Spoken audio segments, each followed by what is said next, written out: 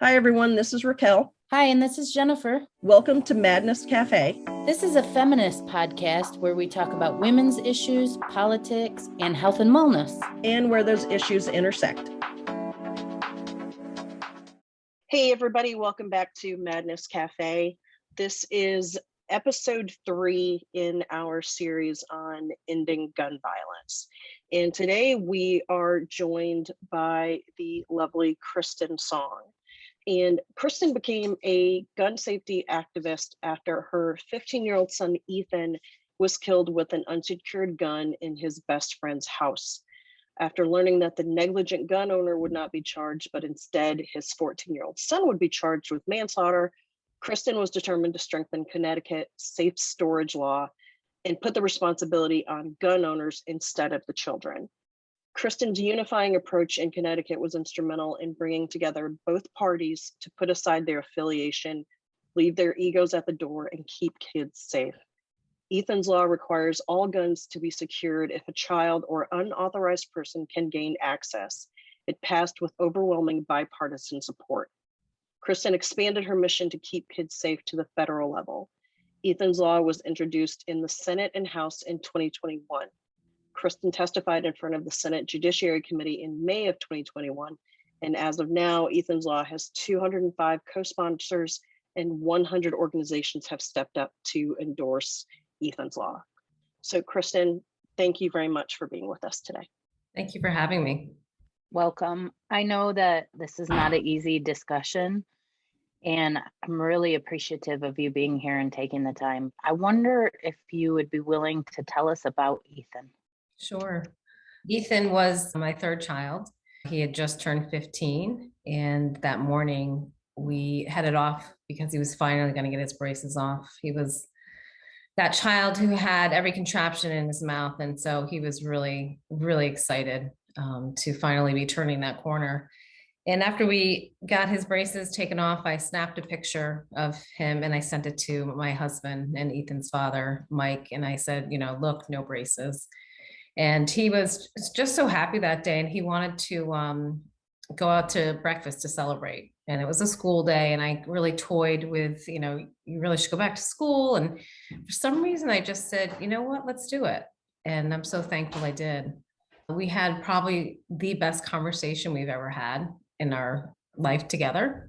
He was just chatty Cathy. He told me about all his hopes and dreams. He had really figured a lot of stuff out that he had been really thinking about. Even though at 15, he was a very, very deep thinker. And he decided that he wanted to go to college. He wanted to go to Rice University. He wanted to join the Army, and he wanted to marry and have 7 children. And wow. I remember just holding his hand and saying, like, kid, you got this. Like, you just have the whole world, right at your feet. And you just have a lifetime to fulfill all those dreams. And we headed back home, and he asked if he could have his best friend over. And I said, sure. And I worked from home. And he was on the floor with his foster dog. Ethan fostered dogs and puppies. And we had his 95th foster dog at that time. Wow. And he was just lying on the floor. And I remember the sun just dappled over his face, and the little puppy that was 8 years old and had been abused for so much of his life had really turned the corner with Ethan and just had really started to gain trust with humans again. And they asked if they could walk to his best friend's house, who lived down the street from us. And normally I don't say yes because I work from home and I like to keep an eye on my children. But for that day, I just said, you can walk to his house and then turn around and come back, because it was January. It was going to get dark early. Within like an hour, I saw 2 police officers pull up to the front of my house, and they got out of the car. And honestly, I wasn't worried initially because I knew where my children were and I knew where my husband was, and they were safe. And they walked across my front lawn, and I was still very, very confused. And they just said, Ethan is being raced to the hospital, and you need to get down there really immediately, and you need to find your husband. And so my husband was in a business meeting, and he wouldn't pick up the phone. And I finally just texted him 911, which out of the 23 years of our marriage, I had never done. So he knew it was pretty serious. And we held hands as we raced down to the hospital, and we promised each other that we would get through anything. We didn't care if he lost a limb. We didn't care if he was paralyzed. We didn't care if he was blind. We were gonna make sure that Ethan lived the most incredible life, no matter what happened. It never even dawned on my husband and I that Ethan would be dead. We literally just parked the car in the middle of the parking lot and we just ran to the ER. And this is where my babies were born. My babies were born in this hospital. So I knew where the bays were in the ER. And so I was going to fight to get to him. They stopped me. I had an officer and a social worker grab me and escort me into a tiny room. And my husband and I sat in that room for probably only 3 or 4 minutes, but it seemed like a lifetime. The ER doctor, whose children happened to go to school with Ethan, came in and just slid down the wall, and he put his head in his hands and he just said, "Your son is gone." And right then, my world literally imploded, and I was never the same again. The father had stored 3 handguns in a shoebox with bullets. And his son had been gaining access to these guns and showing them off to his friends for months. He had his father's Glock under his bed for a month. Father had just no idea. And what really struck me was that the father carried these guns for work. So he was in and out of this shoebox. And I'm just stunned that he didn't notice that a gun was missing, or that, And so at another prior occasion, his best friend was practicing loading and unloading the gun, and he was 14 and he did not realize that a bullet can get caught in the chamber. He thought he had unloaded the gun completely. And that day they were posing for social media, and my son was shot in the head and had 0 chance of survival. Oh, God.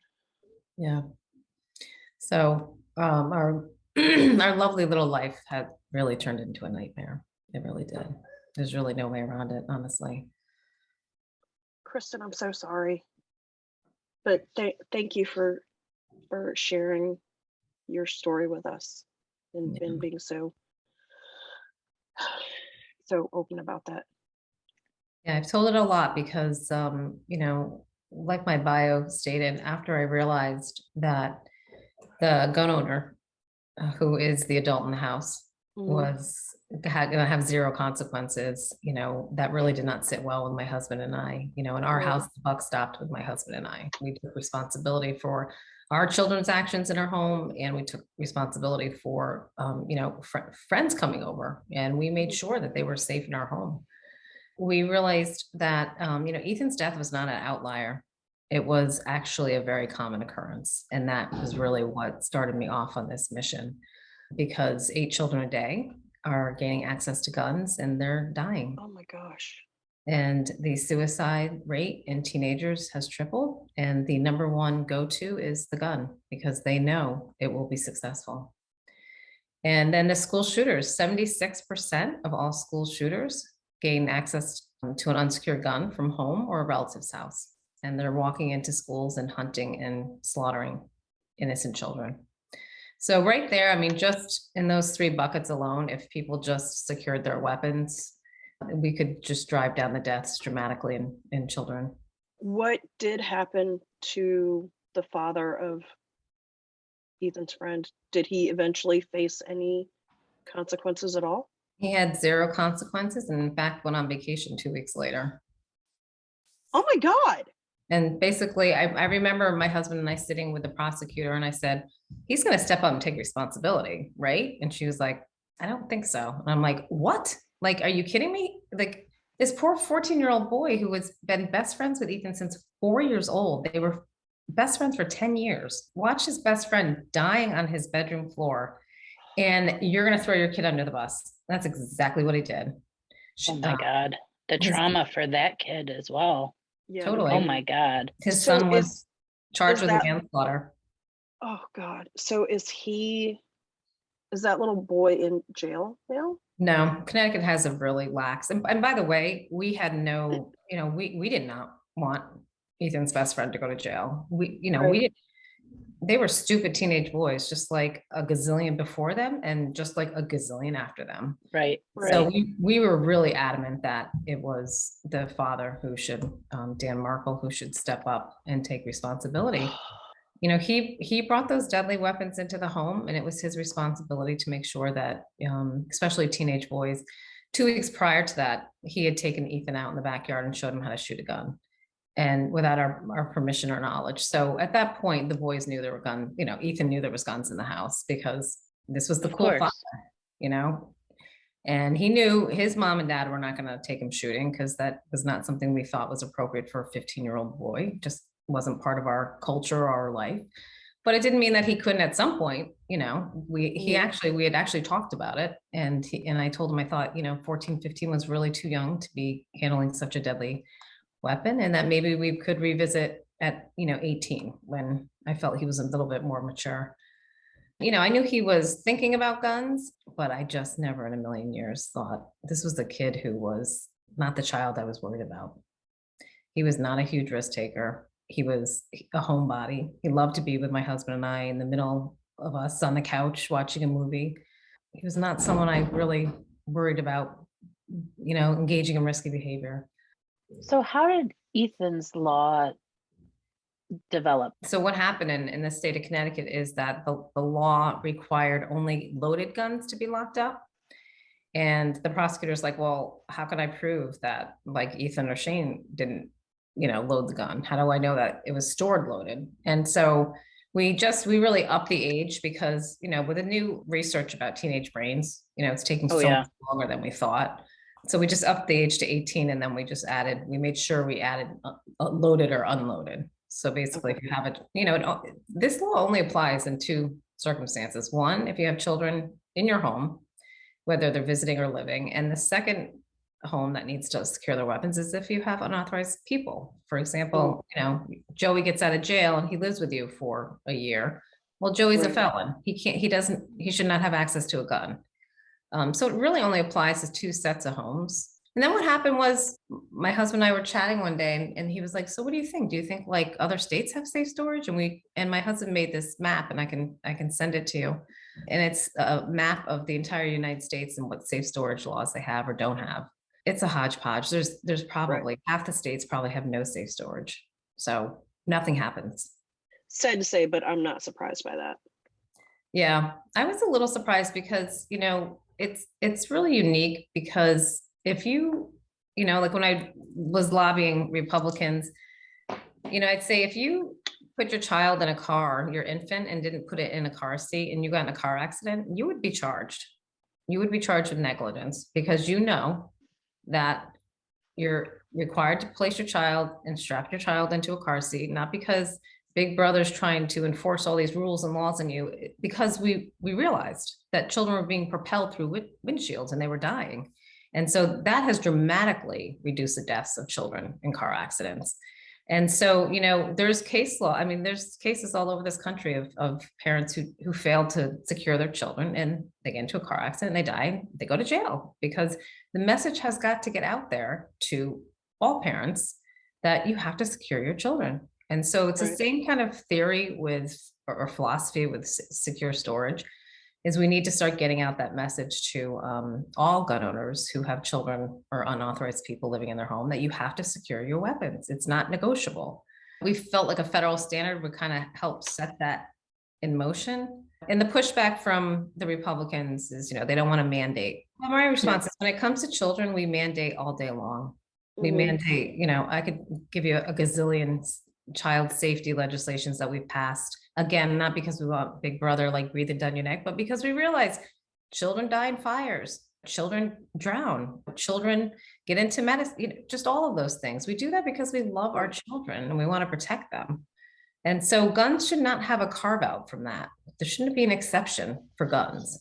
And sadly, across the country, there seems to be that exception. There's very few prosecutors who actually prosecute the parents or the gun owner. So was there one argument or maybe 2 arguments that were more successful with getting Republicans to support Ethan's law in Connecticut, and then maybe seeing how that has hopefully taken place federally as well? My husband and I went in and just talked as parents, and we really tried to bring the Republicans through our day. And we always ask them to please just leave the political party at the door and just chat with us as parents, because most of them were parents, or just as human beings or Americans living in this country together. Like, we should be taking care of each other. And I think that was like the game changer. They really did sit and listen, and they really did start realizing that, this is something that the NRA and the NSSF call to do all day long. If you look at either one of those websites, you can lay Ethan's Law next to their suggestions for their gun owners, and it's the exact same thing. And they just, like I said, they don't want it mandated. And my response is, listen, if I know you want it voluntary, I totally get it. But if voluntary was working, I wouldn't be here. Gun violence would not be the leading cause of death in our children. We would not be losing 8 kids a day to unsecured guns. And there would not be this insanity of school shootings, because those guns would be locked down, and they would, the shooter in crisis would not be able to gain access to it. So that's great. I mean, it's lovely to ask people to, voluntarily put smoke detectors and fences around their pools and strap their kids in car seats. But we realized that in order to get all of us on the same page, you kind of have to sometimes put a little consequences in it if you don't do it. And that gets everyone's attention. One part for me that really stuck out, one among many, is the process that you went through to get this done. Because like you said, it's a hodgepodge. In my mind, I'm thinking of somebody who lives in a completely different state and is interested in doing something similar to what you've done in Connecticut. Can you talk a little bit about what the process was for you from the moment that you realize, wow, we need to do something about this, this is something we can do, to where it got to the point where Ethan's Law actually became something tangible? I think you really need a committed survivor. I was like a dog with a bone, and I still am. Every day I'm doing something different to try to move the ball forward.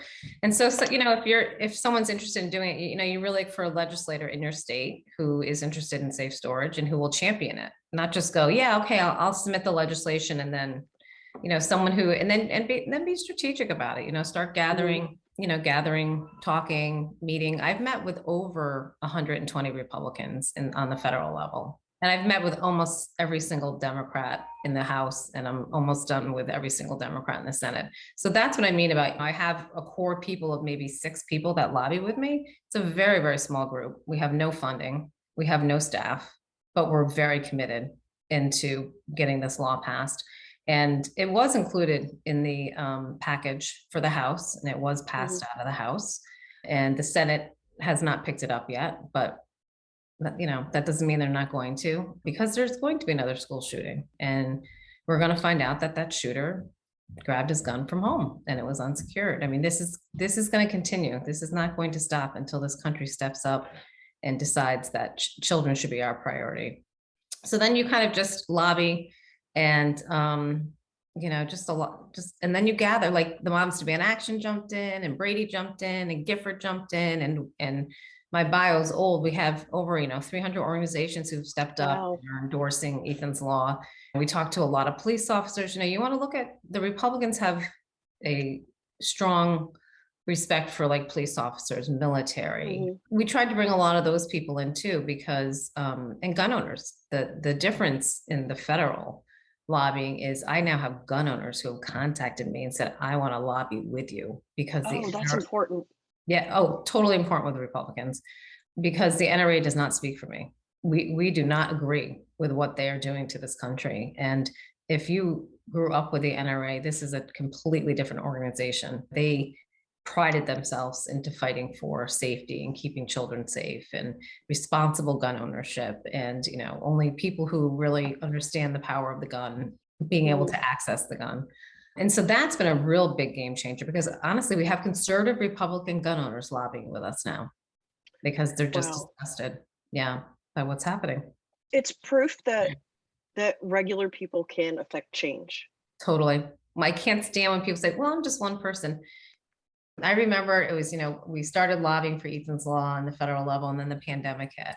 And I remember sitting in my office, and it was November of 2021. I said, you know what? I'm just going to start making Zoom meetings. I set up over 300 meetings for November, December, January, February.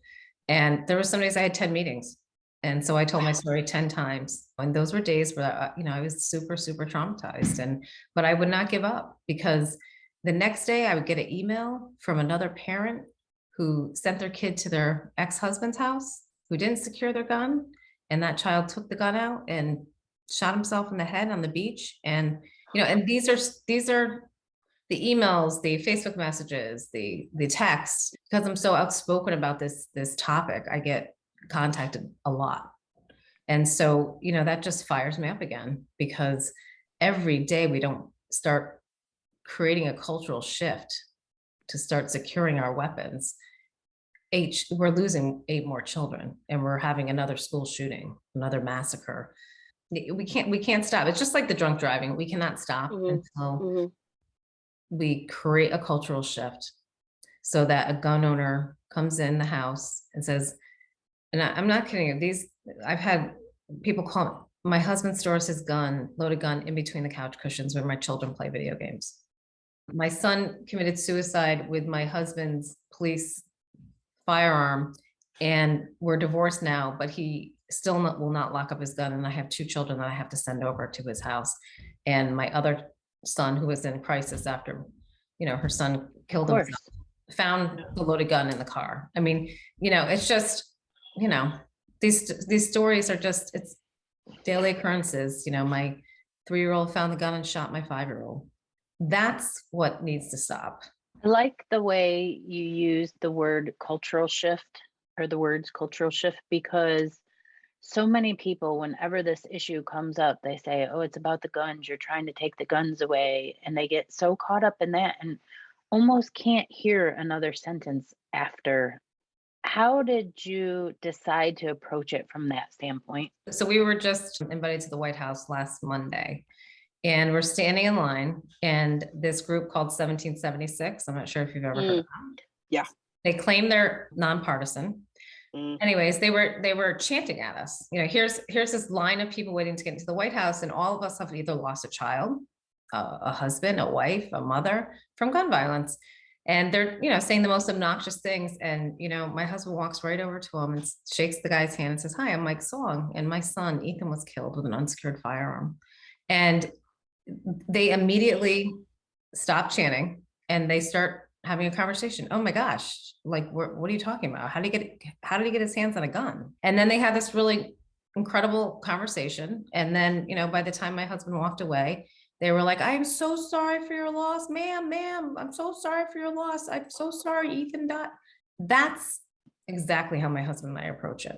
We go in with no buttons on, no t-shirts. We go in as parents who want to have a conversation about how we can keep our American children safe.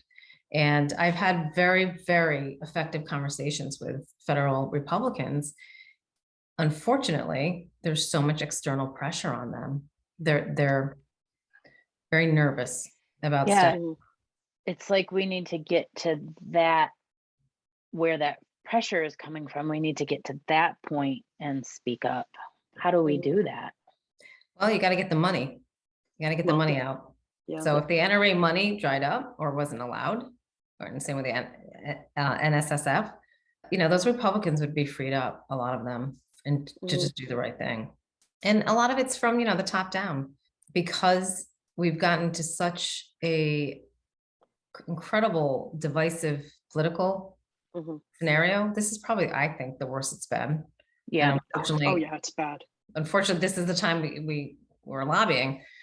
And I will say that the Republicans have said over and over to me, thank you for just coming in and having a conversation, and not coming in and yelling at me, not coming in and telling me what's going to happen or what you need to do.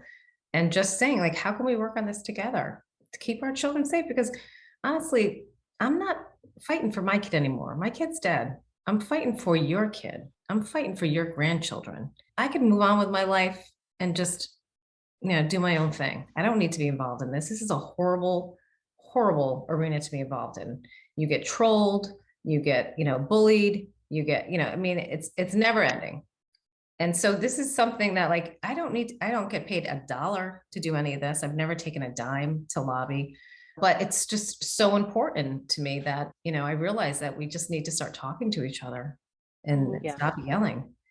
And so that's kind of what we've done. We're hoping that some of the Republicans start, stepping up and just confidently saying, hey guys, the NRA and the NSSF are telling you to lock up your guns if you have children in the house. Nowhere in their handbooks, nowhere in their videos or their website does it say, keep a loaded gun in your couch cushions where your children play.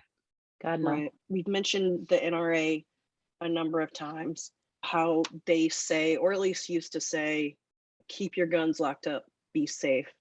Has anyone from the NRA approached you, or have you had any conversations with anybody from the NRA? One of the things that my husband and I did pretty quickly on after Ethan died was contact the president and the CEO of NSSF.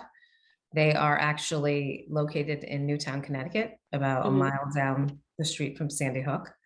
And we sat down with him and we had a conversation about Ethan's Law and what his objection would be to it.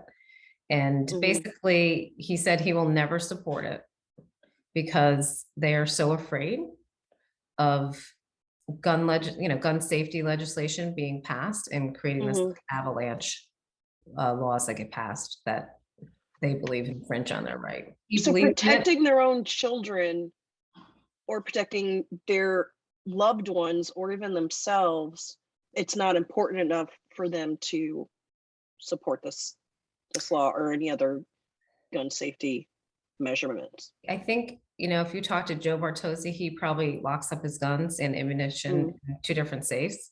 Right. And actually, when I was talking to Senator Cruz, I was saying, that's great that you lock up your guns, but you have 2 daughters who are almost teenagers. Does your neighbor lock up their guns? Your daughter may never touch a gun, right? But if your kid picks up the gun, that's happened a gazillion times where I've had parents say, my kid went to my next door neighbors and the kid was playing with a gun and shot my kid. You may have this like false sense of security that, because you're such a good, gun owner and responsible and you lock up your guns, that your child's safe. Oh, Lodi, the minute they walk out that door, you better hope and pray that your neighbors, that your friends, your child's boyfriend's family locks up their gun, because it feels like it's happening more and more and more. It is now, and just being completely candid, I grew up in a home with a gun. One of my aunts kept a gun at home for protection. As far as I knew, it was loaded, but it wasn't kept in a safe. We didn't have a gun safe as far as I knew. My aunt literally put the fear of God into me and my brother and my cousins that if we came anywhere near it, that there were going to be consequences and repercussions, let us say. Thinking on this now, kind of looking back, it literally is just by the grace of God that nothing happened to me or my brother or my cousins or my mom or anybody else. I mean, because I'm sure other kids, the parent or the gun owner, try to put the fear of God into them too. I tell the Republicans all the time. One of the things in my testimony, when they started questioning me, and I said, let me ask you a question, like, who in this room has never engaged in risky behavior? Raise your hand. And no one raised their hand because everyone's engaged in risky behavior. Even the most conservative, safety-minded people still speed, still text and drive, And so I just say, you got lucky. You got lucky. I got lucky growing up. I did stupid stuff. I got lucky. And that's really kind of what it is. And I actually be really interested if you called your cousins and asked if they ever touched the gun, because when they did a study, parents who said, oh no, my child would never touch our gun. Right. The kid was like, of course I touched the gun. Of course we played with it. That really makes me think, because I was the goody two shoes kid in the house. So of course, I didn't do it. I knew I was going to get in trouble, but it really makes me think that maybe my brother and, my cousin or maybe one of their friends could have done something and they just got lucky and nobody got hurt. Yeah. Yeah. I mean, I'd be very interested to see, if you just had a really candid conversation, if they did, because the majority of people I speak to who have been raised with guns pretty much Yeah. said the same thing. Oh yeah, my dad would kill me if he knew, but he goes, yeah, but we played with them, Yeah. we just got lucky.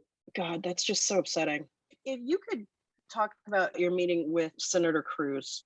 So when I testified in front of the Senate, Senator Cruz was the chairperson, along with Senator Blumenthal. So my husband and I both spoke with him after that meeting, and we just again said we just really love to chat with you as just parents. And he told us how well he stores his guns, and his daughters would never have access to them because he knows that and understands they're too young to understand the power of a gun at this point. And again, I said, well, my home was safe too. Right. My son walked out of my home and Yeah. never walked back home, never came home. We had another meeting with him with Rosie Stone came with us. She's a conservative Republican gun owner from Texas. Her son, Chris Stone, was killed in the Santa Fe school shooting. The shooter, who was in crisis, got access to, his father didn't secure his guns, and so he took his father's sawed-off shotgun, walked into school, and Chris Stone, when the shooting began, ushered 7 of his classmates into a art supply room, and he was a football player, and he held the door closed, and the shooter fought with him to try and get in, and then the shooter just stepped back and shot 2 rounds through the door because it's a sawed-off shotgun, and shot him in the head, and his body fell, slumped against the door, and the shooter could not get in. And he saved 7 children that day, 7 of his classmates. And so we sat there with, and this is Senator Cruz's Texas, his job is to protect his Texas children. And, Rosie Stone's sitting there saying, why did my 17-year-old have to go walk into basically a battlefield and protect other children and die for it? And 0 has been done to the gun owner. Nothing, 0 consequences. She's just like like all of us, like a shell of a mom now, because your heart is ripped out when something like that happens. Senator Cruz danced around it. I'm much more realistic. I've had a lot more interactions with legislators, so I knew what his response was going to be. But Rosie really believed him when 4 years ago he told her, I'm going to make sure we honor your son, and I'm going to make sure change comes. And he did nothing. He's done absolutely 0, except for actually her. He blatantly lied. She actually got up and she had to leave, and she was just beside herself and never came back and lobbied again. She just said, I can't do it. But before I left, I said to him, Senator Cruz, are you Christian? And he's like, well, yes, I go to church, And I said, well, I want you to pray with your pastor or your priest about Ethan's law. And I want you to really search your soul. And at the end of the day, if you can tell me after you've checked in with God and your pastor that it's okay for gun owners to leave loaded guns around where children are gaining access, then you know what? I will walk away and I will never bother you again. And he told me, oh, I've been praying all along about Ethan's law. So I guess at the end of the day, we're praying to 2 different gods, because never once did my God tell me you need to put guns before children. I'm going to hazard a guess and say he's really not praying. Yeah. Or he's praying to the God of money. Were you able to speak to President Biden? Yeah, I've met him 3 times now. Yeah, I mean, President Biden can only do so much. I know.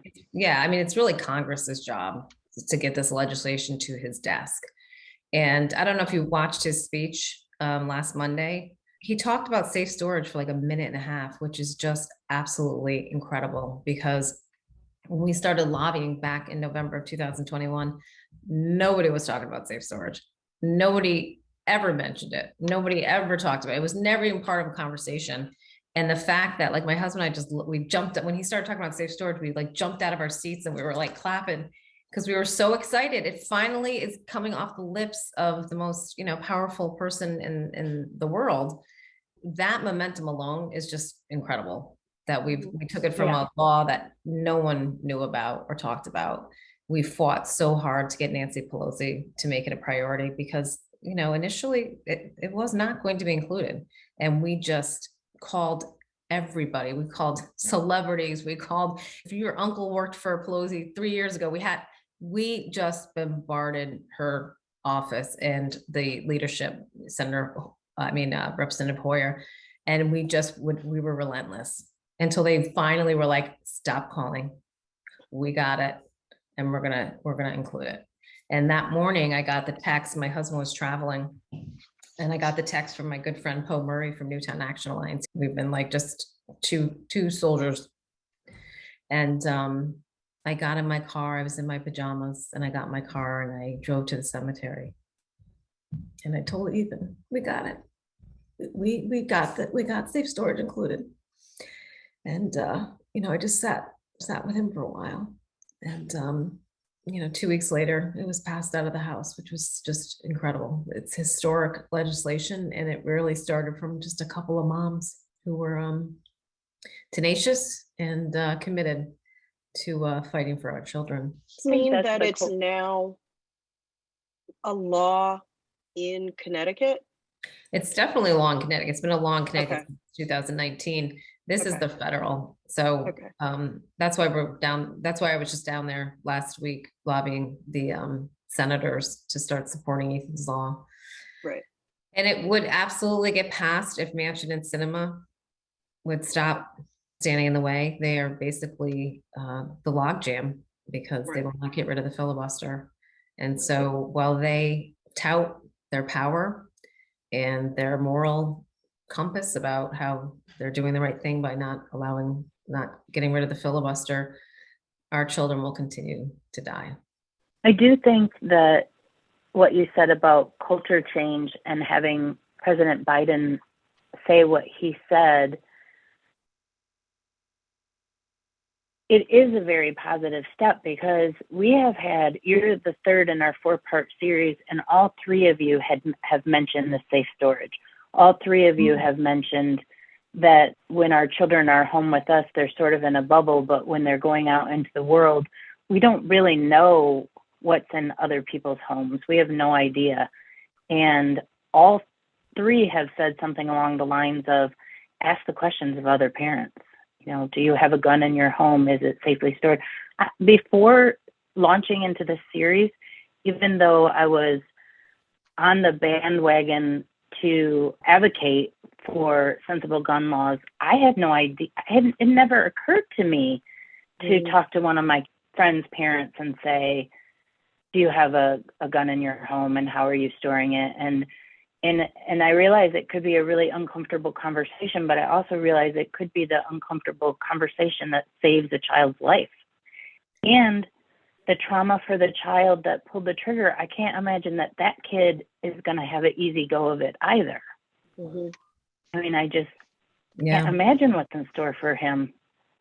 And that's the thing. It's like the ripple effects are so insane, just so insane, because the mass shootings, those communities are broken forever. I was just, I was down in DC lobbying with some Parkland folks.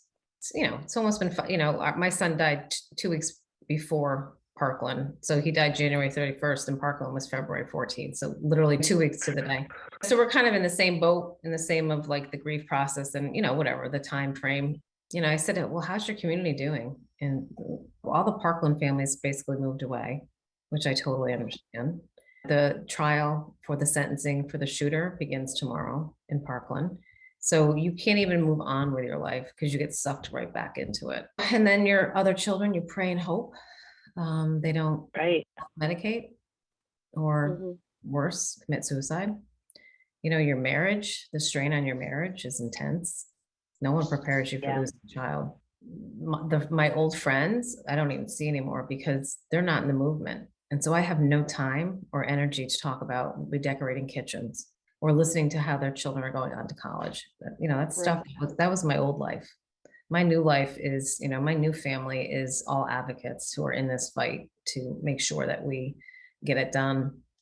My sister, who was my best friend, we saw each other 3 times a week. I see her twice a year. Yeah, it's just it's just, thank God my husband and I had an incredibly strong marriage before this. And the morning after Ethan died, we made a commitment to each other that we knew we were gonna grieve differently, and that we were gonna be gentle with each other, because my grieving was, we're gonna get shit done and we're gonna get it done now. And his was, I need to meditate, I need to run, I need to go to counseling, I need to process that way. And I was like just a crazed person.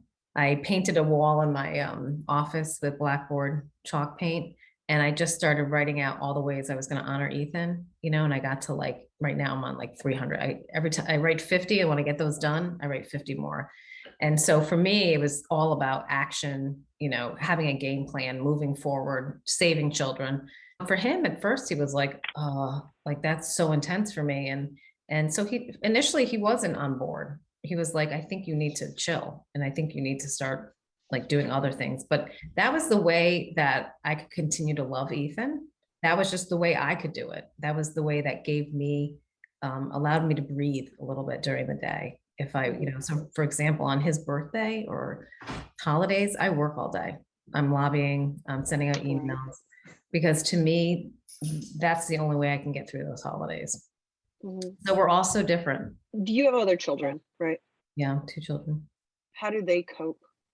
It was really hard. My family, we were so tight as a family. I was adamant that we had dinner every night together since they were little children. We always had family meals. We always, went on vacation. We skied every weekend. Family to me was just, that was my absolute top priority. And I made sure that our children, that we did stuff as a family unit all the time. And so, when Ethan died, Emily was a sophomore in college and my son Evan was a senior in high school. And he was actually really good friends with the boy, Ethan's friend. And so it, again, like it ripped that whole friend group apart because people took sides. The 2 of them did not want to be involved in any of this. They don't want to talk about it. They don't want to hear about it. They don't want to advocate for it. My son actually just sat me down probably 3 weeks ago and said, "You are so focused on honoring Ethan that you were overlooking the 2 children who are standing in front of you."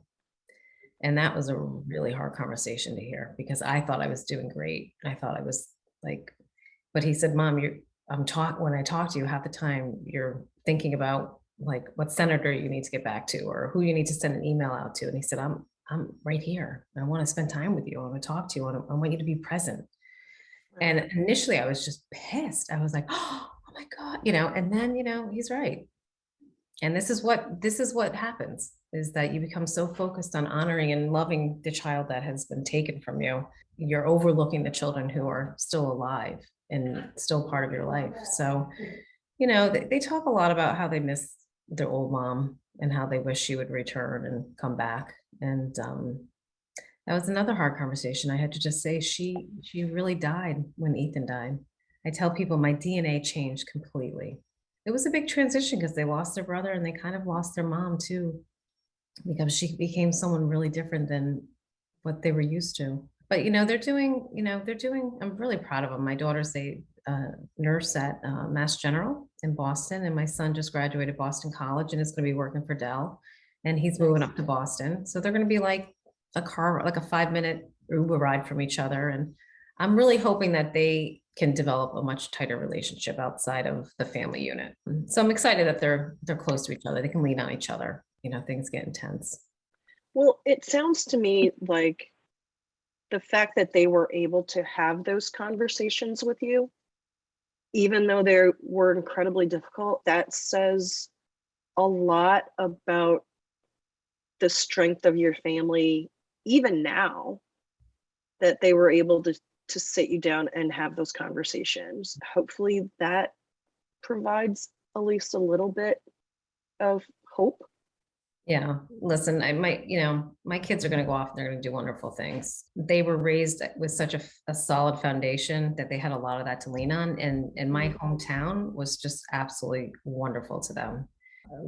Literally for, I think, a year, I was almost in like a zombie state. Like I just couldn't even, like, mothers, were, getting my son to baseball, and, I don't even know how he got a tux. Some mother came in and got him, went to the tux store with him. Like they just all just jumped in And that's what I mean about community. Like, that's a community. The Right. community, you know, during the pandemic, it just broke my heart that everyone ran out and bought a gun to protect themselves from their neighbor who they were convinced was going to come over and take their last, you know, loaf of bread. I was thinking, oh my God, how can we help each other? Like, what can we do for each other? And I don't know how, as Americans, we've lost sight of that, because we are a community, and you just don't want to live in a community. You want to be part of the community. And we really need to start getting back to that, because that's when parents looked out for other children. That's when, you know, before you got home, your neighbor was calling your mom to say, hey, heads up, this is what they were doing down the street. And your mom said, oh my God, thank you, because you care about my kid. Yeah, and your mom would meet you at the door going, oh, so-and-so called me, get in here. Totally. You're like, yeah. You know, like, but you knew you had 15 moms who were watching out for you. And so you knew that there wasn't a whole lot you were going to get away with without your mom hearing about. What I'm hoping our movement can do is just start saying, like, I care about your kid. I care about your grandkid. I want to make sure that your loved ones are safe. And how can we do that as a community? Once you get to the point where Ethan's law becomes a federal law, then what? I mean, I sadly, I think unless we get 2 more Democrat senators in, so what happens is, you know, Ethan's law passed in this session. So this session's almost over. So it's the odds are it's not going to pass in this Senate, because we can't get Manchin and Sinema to step up.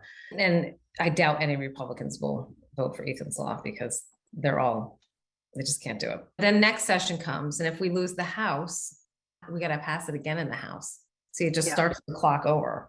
Sadly, I think this is going to be something that I'm committed to for like the next 5 to 10 years before it's going to really pass. But my husband and I are going state by state. So right now we're working in New Mexico. States reach out to us, and we kind of jump in and help them and strategize with them. You know, every state's drastically different, but you know, every state has had their tragedies. And so if we can get those survivors to step up, that's really been my biggest obstacle.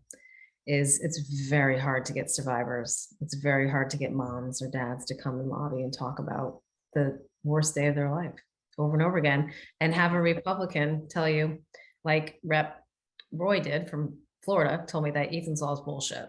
And he held up his high-powered rifle, and he told me that his 12-year-old has access to this gun. That's the response you get from it's like that core group of Republicans, like Jim Jordan, like a little bully fraternity. They're just a bunch of bullies. And when Ethan's law was marked up with the other laws, and the 19 children were blown up from Uvalde, and Matt Getz looked up and pointed at the picture and said, so 19 kids die and I got to pay for it? And I was sitting right there. I was the only survivor that came to the markup. It was 10 and a half hours of, you can look at, it's on C-SPAN. You can see their remarks. And then they sit over there in their little clutch while the Democrats are talking. They're joking and laughing and and just absolutely zero compassion, zero. I mean, and Uvalde happened like I think the week before, or like 10 days before. Yeah. And I always say, like, I don't care that they don't want to vote for Ethan's law. That's between them and God at the end of the day. But have a little compassion, have a little empathy. You don't have to agree with me, but you don't have to, like, when you watch those Judiciary Committee in the House, it is so divisive. And by the way, they're having a markup on the assault weapon ban on Wednesday. I believe it's live. You can just log into C-SPAN and just watch. You will be just horrified about what words come out of those Republicans' mouths with survivors sitting right in the audience. So I don't know. I mean, I've thought about running for office. You know, Rosa DeLauro, who is my representative, was absolutely incredible. She's almost 80, thinking at some point she might want to retire. I don't know. But then again, you know, it's so divisive down there that it's so hard to get anything done. Yeah, it sounds like maybe you're getting more done as an activist as opposed to as a politician. Yeah. I mean, you know, Rosa does incredible stuff, and she's got so much, you know, the thing is, what people don't realize is they've got a gazillion issues on their plate, not just one. Right. They have so many, and every issue to that person is really important. So they get pulled in 1,000 different directions. And so for me, it's just, I'm very focused on this one thing. And so I hit it every day. That's an interesting question. I really actually have not thought about it past fighting in the federal government right now. Was there anything that you didn't get to talk about that you wanted to say to the audience?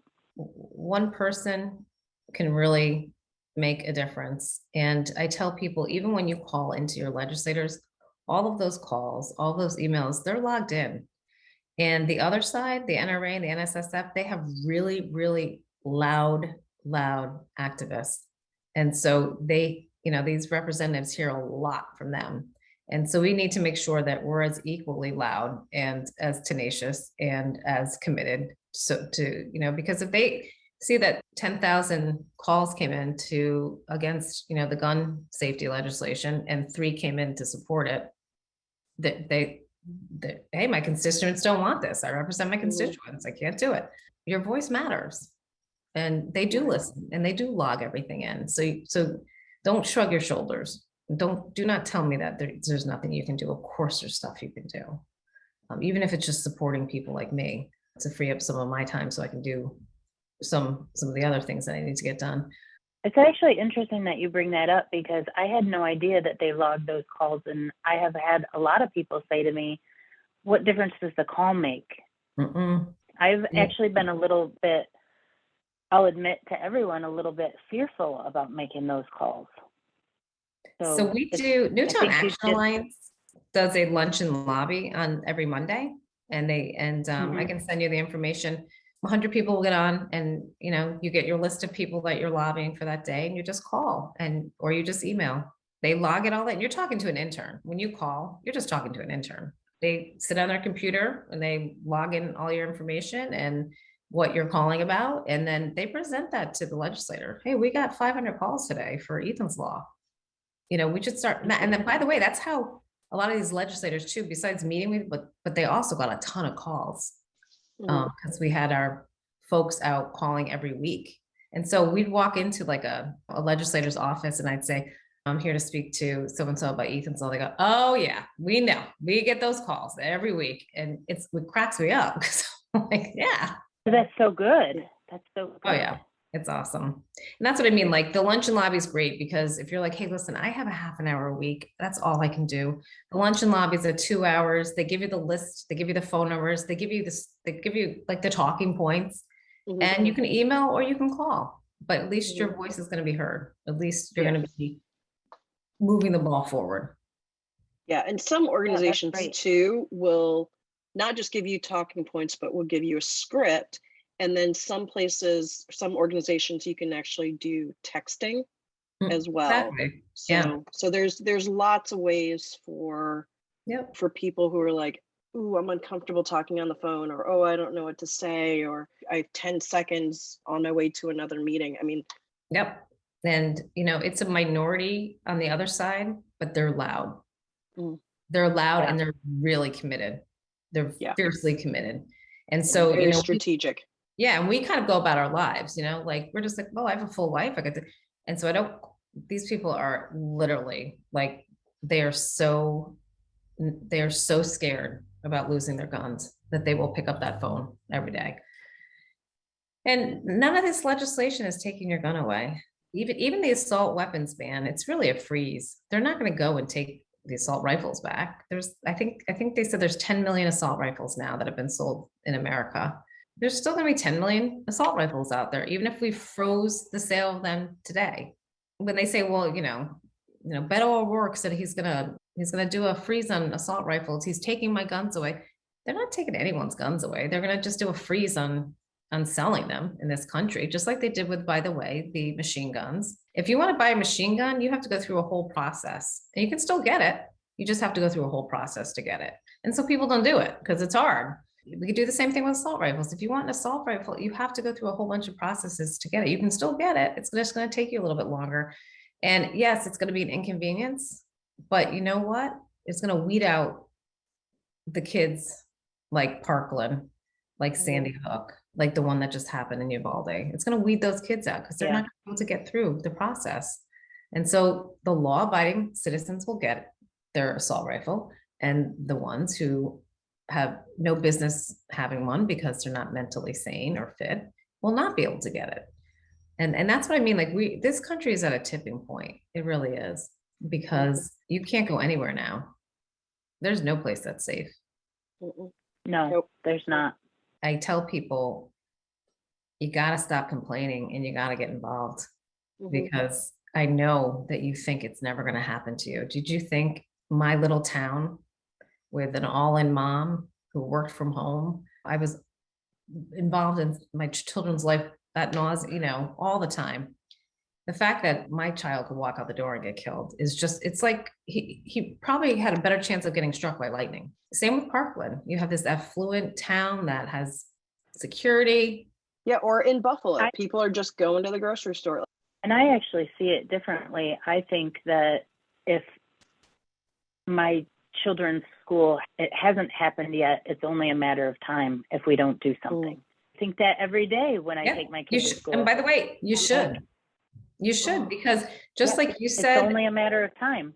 Yeah, just like you said, oh, we got lucky, like that my brother, no one touched the gun. You did get lucky. And the kids who haven't had a shooter come to their school at this point got lucky, because you better believe there's one of those kids in your town or in the area. In every school. And so that's, and I know, and I understand we're fortifying the schools. I think that's wonderful, because at least you can think, well, my kids are in there for 7 hours, they're going to be safe. But the problem is your children have to leave that school at some point. They have to leave to come home. They got to leave to go to football practice, cheerleading practice. I keep telling people, we can dump as much money as we want in fortifying our schools, but our children have to leave that school at some point. And the shooters are just going to get smart. They're just going to sit in their cars and they're just going to pick the kids off that way. And that's exactly what they're going to do. Yeah. That's my frustration, when people just kind of go, well, or they'll say, oh, gun violence, it's not my thing. Like, it's too icky. It's everybody's thing. It's everybody's thing. It has to be. Yep. And I remember sitting when I was testifying for Ethan's Law in Connecticut, I remember looking around the room thinking, by the year out, one of you will be in my shoes. And I don't even think I think it was like 2 months out that, a parent lost a child to gun violence, because that's how common it is now. Listen, we all got to get in this together, and we have to fight, and we have to let our voices be louder than the opposition, in the sense of just being heard, and then just really sit down and start having conversations with the opposition so that we can come up with a neutral plan, something that works for everybody. Kristin, thank you so much for all of the work that you do, that you've already done, and that you've committed to continuing to do. And thank you to your family for supporting you in doing this, because like you said, this is not easy on them. And thank you for coming on to our show to tell your story again. Like you said, it is very tough for you to tell that story, but we appreciate that you took the time to tell it to us and to our listeners. Well, thank you so much for having me. I really appreciate it. It takes a lot of courage. Thank you, Kristin. You're welcome. We talked about this before, about people saying, oh, what can I do? I'm only one person, blah, blah, blah. My action doesn't matter. But here's this woman who suffered a horrible, horrible loss. And she's in it. She is in the fight, and she is doing the work. And if she can do it, then I'm sorry, I don't have any patience for people who are like, oh, I can't do anything. I think the problem, again, the other side is so organized. They are the minority. 90% of U.S. adult people want sensible gun laws. They want it. They want Ethan's Law. The other side is so vocal. But then they also have the money. She gave a lot of really practical advice today that I like. I am going to get off my personal ass and start making phone calls. That's one thing that I have not done before. I felt a little bit intimidated, and I'm not going to be intimidated anymore. You and I both had some comments from our first two End Gun Violence episodes. People, again, with the same thing about, oh, you're going to try and take my guns away. Okay, everyone, we've addressed that. No one's taking anybody's guns.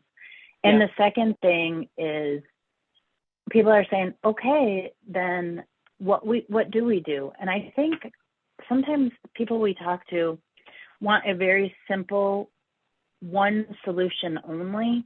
And I think it's a lot of solutions. One of the things Kristin said that I really heard, and unfortunately I was having some technical difficulties today, so I wasn't able to communicate what I wanted to say about it. One of the things I really heard her say strongly was that we need to get back to community.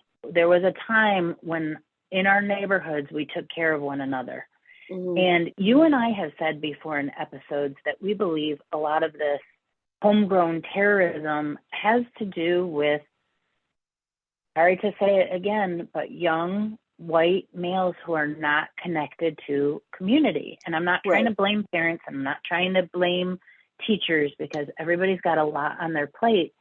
But some of our kids are falling through the crack holes. And if we were rising up as a community, you know, look at the history. Look at Oprah. Oprah's life was changed because she had one great teacher who encouraged her to read, encouraged her to learn. It takes a village. It does. It takes all of us taking care of each other's children and taking care of the children that aren't being taken care of. So community, building community, this is one area that's super important and it's so overlooked. Then the sensible gun laws. We have to have gun laws. We have to ban the assault rifles. And we do need more money and education and health and wellness. We need to talk about the mental health of ourselves and our kids and our communities. Right. It's not a simple one approach. Just to definitely put a fine point on it, like you said, we both have heard from, you know, people in our lives who listen to the show and say, oh, it needs to be more this or it needs to be more that. And throughout this series, throughout the tenure of the show, we have never said that anything is, it takes one thing and that'll change everything. No, we have always said that issues are multifaceted. Issues are so complicated. The big issues are complicated by nature. It's also making sure that people in general get what they need so that they can feel safe and secure and loved, not just kids, but adults too, to feel like we still belong to something that's healthy and safe. There's so many parts to all of this. There's so many moving parts to the problem. So there have to be multiple parts to the solutions. We keep going back to this, you know, not just what Kristin was saying about community, but you and I have said this before, that we are all in this together. Bye, Raquel. Bye, Jennifer. Thanks everyone for listening today. We will be back with more Madness Cafe next week. You can find us on Instagram at Madness Cafe Podcast or email us at madnesscafepodcast@gmail.com. Bye.